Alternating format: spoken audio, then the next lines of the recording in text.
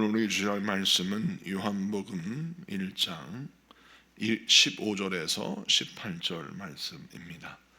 요한복음 1장 15절에서 18절까지 말씀 우리 다 같이 교독하겠습니다. 제가 먼저 봉독합니다.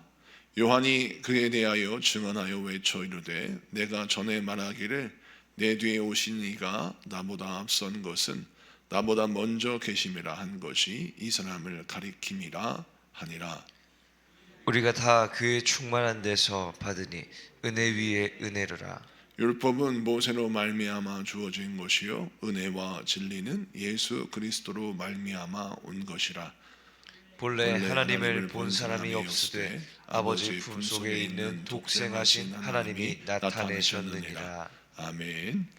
자, 오늘은 요한복음 1장 15절에서 18절까지 말씀을 통해서 세상에 줄 수 없는 보물이 주님께 있다라는 제목으로 말씀을 증거할 때 많은 은혜 받는 시간 되기를 바랍니다. 자, 오늘 본문 말씀은 세례 요한이 예수님에 대해서 증언하고 있는 내용의 말씀을 간략하게 적어놓고 있습니다. 우리 성령님은 세례 요한을 통해서 예수님이 어떤 분이신지, 또 세례 요한의 인생을 통해서 또 우리가 어떻게 신앙생활을 해야 되는지 요한복음을 통해서 말씀하고 계시는데요. 자, 15절 말씀을 좀 보면 요한이 그에 대하여 증언하여 외쳐 이르되 내가 전에 말하기를 내 뒤에 오시는 이가 나보다 앞선 것은 나보다 먼저 계심이라 한 것이 이 사람을 가리킴이라 라는 말씀을 하고 있는데, 여기에서 우리가 주목해야 할 부분이 세례 요한은 자신을 낮추어서 설명합니다. 본인은 나의 설교를 하는 것이 아니라 예수님에 대해서 증언하고 있다는 거죠. 나의 말이 아닌 예수님에 대한 증언이 나의 메시지의 가장 중요한 것이다 라고 말씀하면서 예수님이 나보다 먼저 계신 분이다 라고 하는 표현을 써요. 이 말씀 무슨 뜻이냐면 나보다 이 땅에 먼저 오셨고 또 이 땅에서 나보다 먼저 모든 일을 행하셨다, 이런 뜻으로 예수님을 높여드리고 있는데, 사실은 세례 요한이 예수님보다 좀 먼저 태어났습니다. 자, 그런데 왜 세례 요한은 예수님보다 먼저 태어난 자가 예수님이 나보다 먼저 계신 분이라고 설명합니까? 이유는 무엇이냐면 예수님은 이 땅에 모든 세상을 지으시고 창조하신 창조주 하나님이시기 때문입니다. 자, 그래서 예수님이 자신을 가리켜 뭐라고 말씀하셨냐면 요한복음 8장 58절에 이렇게 쓰여져 있어요. 여러분 성경 한번 보시겠어요? 여러분 요한복음 8장 58절을 보세요. 여러분 가진 성경 요한복음 8장 58절을 보시겠습니다. 다 찾으셨으면 우리 같이 봉독해 봅시다. 요한복음 8장 58절 다 같이 읽습니다. 시작. 예수께서 이르시되 진실로 진실로 너희에게 이르노니 아브라함이 나기 전부터 내가 있느니라 하시니. 아멘. 보면 예수님께서 말씀하시기를 내가 아브라함이 나기 전부터 내가 있었다라고 말씀합니다. 자, 이 이야기를 듣고 이제 유대인들이 예수님을 돌로 치려하죠. 59절을 보니까 그들이 돌을 들어 치려하거늘 예수께서 숨어 성전에 나가시니라. 아멘. 자, 예수님께서 아브라함이 나기 전부터 세상에 계셨다라고 하니까 사람들은 이걸 받아들이지 못했습니다. 그만큼 예수님이 이전부터 계셨다라고 하는 표현은 세상의 상식으로는 이해할 수 없는 말이죠. 자, 그런데 그런 말을 세례 요한이 전하고 있어요. 왜 세례 요한이 이렇게 전하고 있습니까? 여러분, 예수를 믿는다는 것은 어떻게 이루어지느냐? 예수님에 대한 나의 믿음이 예수님이 말씀하시는 영적 질서 안에서 내가 바로 세워졌을 때 하나님의 말씀이 믿어지고 또 그 말씀을 통해서 내가 새로워질 수 있는 겁니다. 근데 많은 사람들이 하나님의 말씀을 듣고도 은혜 받지 못하고 믿음을 갖지 못하는 이유는 무엇이냐면 그들 안에 영적 질서가 세워져 있지 않기 때문입니다. 하나님이 누구신지, 그분이 나에게 어떠한 분이신지, 내가 또 어떠한 위치 속에서 살아가고 있는지 이걸 몰라요. 그래서 사람들은 내 안에 있는 영적 질서가 무너져 있기 때문에 아버지의 말씀을 들어도 하나님의 말씀을 들어도 그것을 이해할 수 있는 체계가 잡혀 있지 않는 것입니다. 자, 그래서 오늘 세례 요한의 말씀을 통해서 우리 주님이 우리에게 무슨 말씀을 주시냐면 우리가 하나님의 말씀을 통하여 무엇을 세워야 하느냐, 하나님과 나와의 관계 속에서 영적 질서를 세워야 됩니다. 하나님이 나에게 어떤 분이시고 나에게 어떤 은혜를 주시고 내가 또 어떤 위치 속에서 신앙생활을 하고 있는지를 바로 알아야 하는 것이죠. 두 번째는 또 내 안에서의 영적 질서가 세워져야 합니다. 내 안에서의 어떤 영적인 권위, 우선순위가 무엇인지를 또 바로 세워서 영적 질서를 내 안에서 잘 구축해 놓았을 때 내가 들은 하나님의 말씀이 나를 살리는 말씀이고 나를 복되게 하는 말씀이 될 수 있어요. 그런데 말씀은 듣는 듯 하나 내 안에 영적 질서가 세워지지 않으면 그 사람은 아무리 성령을 공부하고 성령을 배워도 그 성령의 말씀이 그 영혼을 살리는 말씀이 될 수가 없는 거예요. 여러분, 집안 구슬도 깨어야 이제 목걸이가 되고, 여러분 집안에 있는 모든 것들도 정리가 되어 있어야 그것들이 뭔가 나에게 도움이 되는데 아무리 벽돌을 막 쌓아놔 보십시오. 그것을 차곡차곡 건축가의 설계대로 세우지 않으면 벽돌은 벽돌 더미가 될 뿐이지 집이 될 수가 없는 것입니다.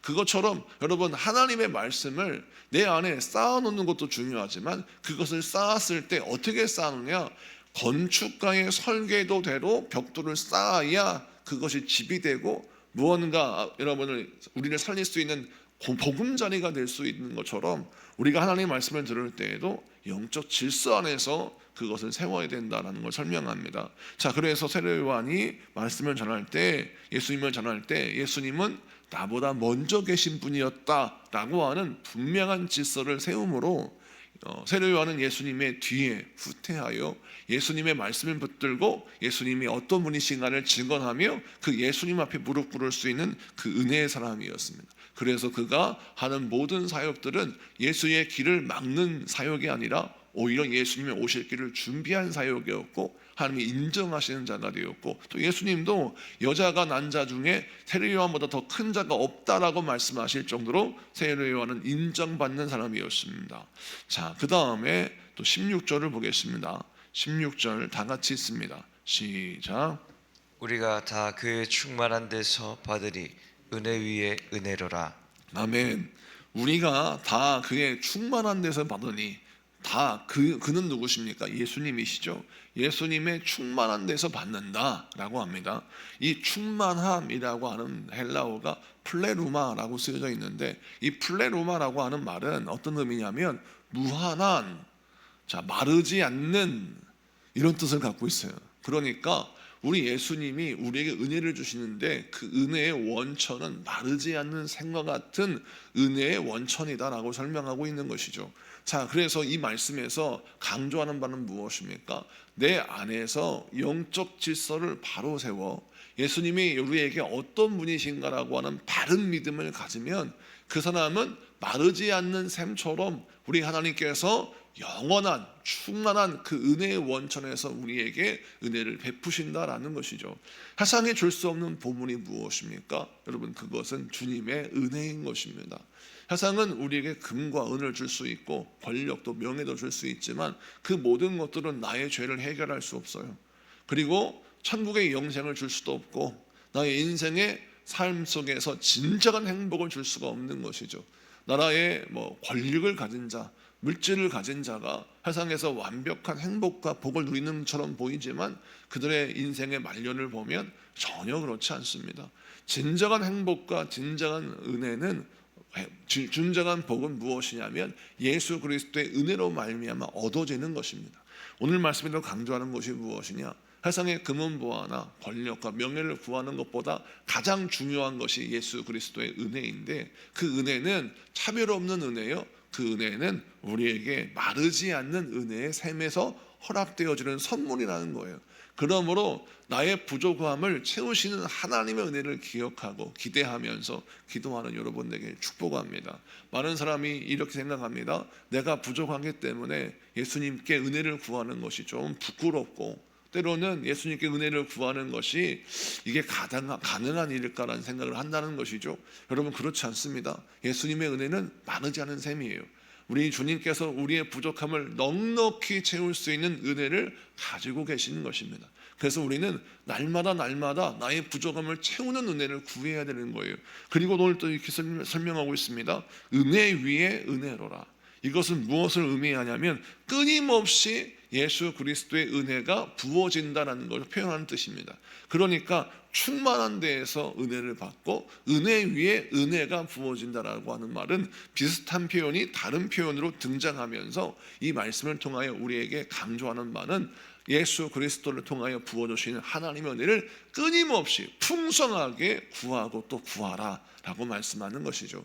세례 요한은 예수님의 은혜를 강조했습니다. 이유는 그 은혜로 말미암아 우리가 살기 때문이죠. 은혜가 고갈되면 사람은 병들고 사람은 죄를 짓게 되어 있습니다. 여러분, 은혜가 떨어졌다라고 하는 말이 있죠.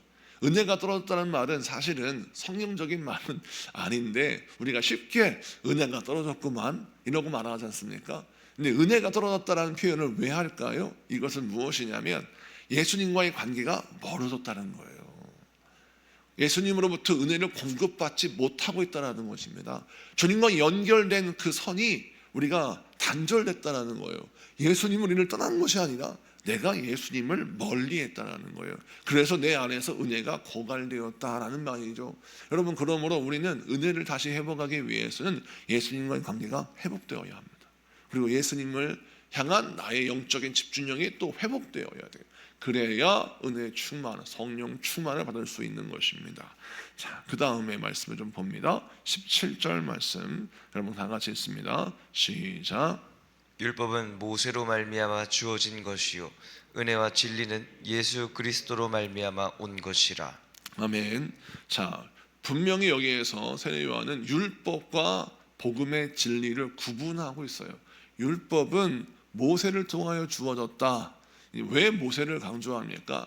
당시 유대인들은 모세의 율법이 하나님의 유일한 말씀이고 모세의 율법이야말로 우리가 구원받을 수 있는 유일한 길이라고 가르쳤습니다. 자, 그런데 예수님은 이 땅에 오셔서 새로운 복음, 새로운 진리를 알려주셨는데 그것이 바로 무엇이냐면 예수를 영접하는 자가 죄사함 받고 구원을 얻는다라고 하는 이 땅에 구원자로 오신 하나님의 독생자 예수 그리스도를 영접하는 것이 우리의 구원의 유일한 길이다라는 것을 설명하고 있어요. 자, 구약의 율법과 신약의 복음이 충돌할 수밖에 없는 상황이에요. 근데 그런 상황 속에서 세례 요한은 무엇을 강조하느냐? 구약의 율법은 옛날의 약속이고 예수 그리스도를 통하여 얻어진 복음은 새로운 약속이라는 거예요. 구약을 부정하는 것이 아니라 구약의 말씀도 모세를 통하여 하나님이 우리에게 허락하신 말씀이지만 구약의 말씀을 이루시기 위하여 예수님이 이 땅에 오셨으니 구약의 말씀과 예수 그리스도의 말씀을 올바로 이해하라는 겁니다. 그러니까 말씀의 체계를 세우는 것입니다. 여러분, 말씀의 체계를 세운다는 것이 그렇게 중요합니다.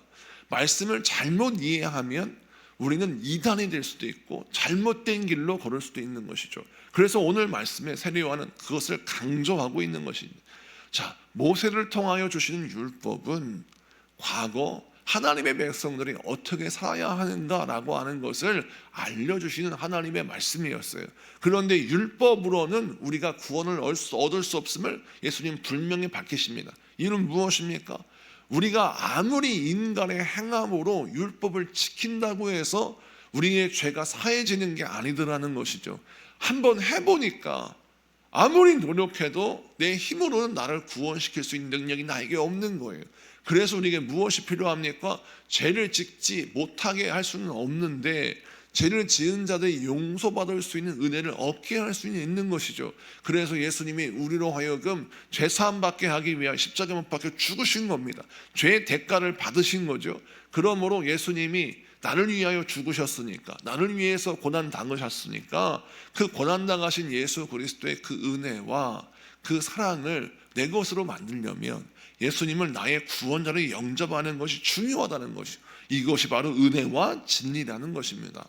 그러므로 우리가 이 말씀을 통해서 구약의 말씀과 신약의 복음을 올바른 체계 안에서 이해할 때에, 또 그것을 내가 간직할 때에 우리가 예수님을 바라볼 수 있다는 것입니다.